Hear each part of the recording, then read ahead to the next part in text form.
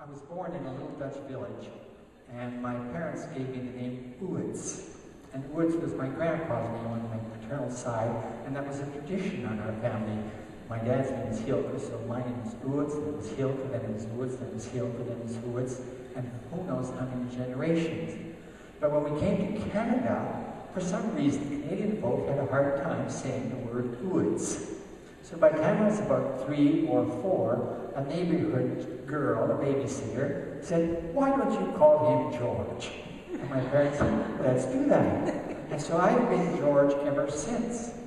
It was kind of interesting at a late stage of my life to discover that in the Greek, the word George means plowman or tiller of the soil. And that's an interesting image for me in terms of being a teacher or a preacher or a prophet in the church. Plowman, turning up fallow ground. Now, I had an experience once when I was about 25 years of age with my dad, who had acreage down by Sundown, Manitoba, in the southeast corner of the province. And Dad once asked me to take 40 acres of fallow ground and to plow it up. And I was a little bit annoyed with Dad because I loved those 40 acres. The sandhill cranes would fly over and stop in and visit. The geese would stop and visit. It was full of wildlife. It was full of natural grasses. It was just a beautiful place for a young man to go and sit and contemplate the goodness of God in creation. And when Dad told me I had to take a plow and plow that field up, I was a little bit annoyed. And the whole time I was working, that annoyance was working in me. I plowed, and we were poor farmers, so the equipment was old, it would often break down, and I'd have to stop and repair it. So the job took a while. But finally, the ground was ready. I had taken the plow, then I had taken the deep disc cultivator, then I had taken the harrow, gotten the ground all ready for seed. And then an interesting thing happened, because when Dad got the seed drill ready, that's a machine for putting seed in the ground, Dad's not a religious man at all. He wasn't. He's passed over, and he's probably had an experience with God that may have changed his mind, I'm not sure. But Dad was not a religious man. But when Dad went to sow his seed, I noticed that he jumped off the tractor, went and kicked the tires a few times, then he stood by the seed drill, and without any kind of circumstance or any kind of ceremony, he just quietly took off his hat and he bowed his head. And I knew that just like every farmer, putting seed in the ground is an act of trust, because you have no way of guaranteeing the outcomes. Now that image of plowing up fallow ground struck me this week as being a very important image for the church. Because from the beginning of our experience in Canada, we have followed a basic pattern. And that pattern is reflected in this building. In early Canada, folks came to church regularly, sometimes twice on a Sunday. The churches were full. But something has changed over the years. Something has been happening that we can't quite understand. And for some reason, our churches are getting emptier and emptier. There's a few, of course, these big corporate churches that are doing quite well, but the mainline denominations are getting emptier and emptier. And for many people, that is raising a question: what's going on?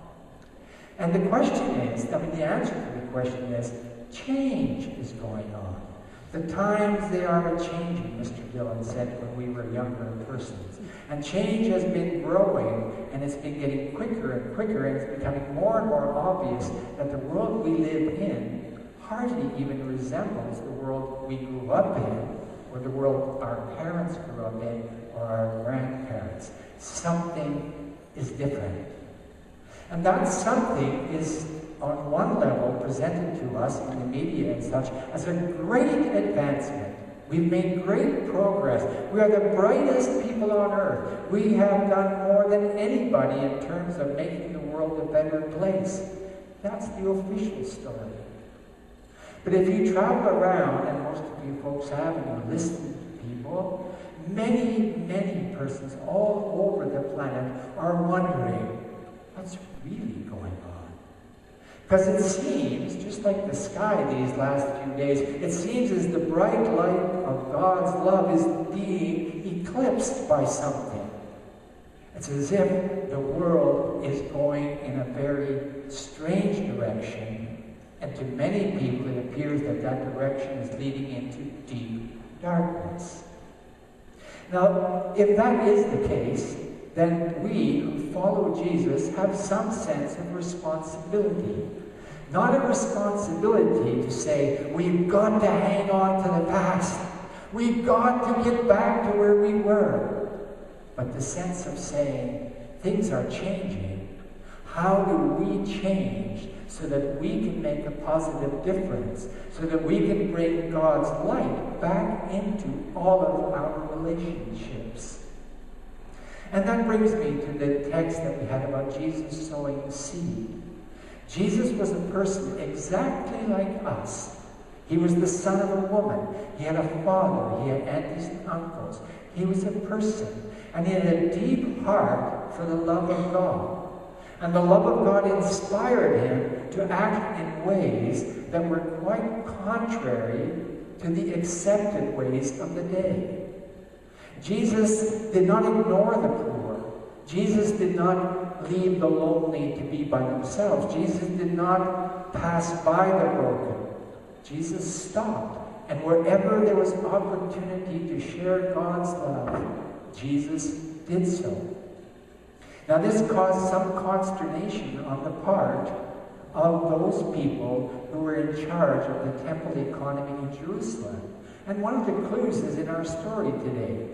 Jesus wasn't in church on Sunday morning. He was at the beach.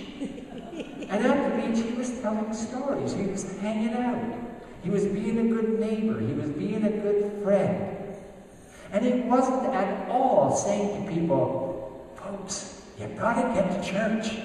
You've got to get to church, and you've got to pay your dues, and you've got to sing the songs. It's like what we said when we were introducing the songs. God's love is not about any of this superficial, surface stuff. But we hang on to it. And there are some folks who cannot let go of the old ways. Now, I'm not saying we should tear our buildings down. I'm not saying we should burn them down. I'm saying we should work at imagining how we could use these buildings in new ways. And I've been part of your coordinating team now for a little while, and we've been having conversations, and you've been hearing little bits of that. And I'm suspecting that our guests from other congregations have been having similar kinds of conversations.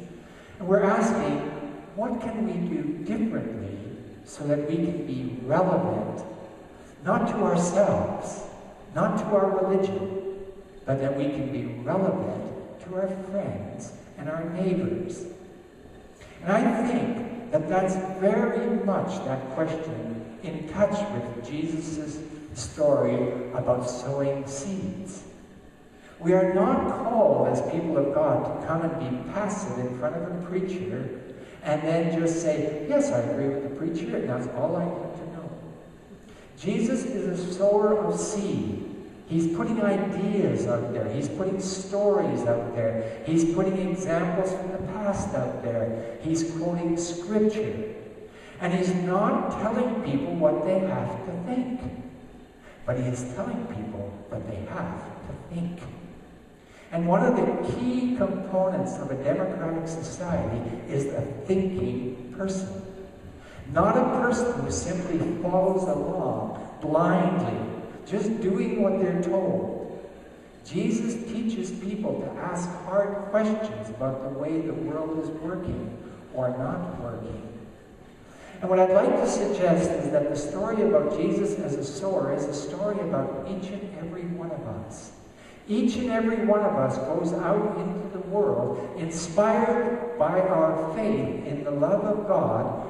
We go out to make a difference. We go out as sowers of seed. Good morning to your neighbor.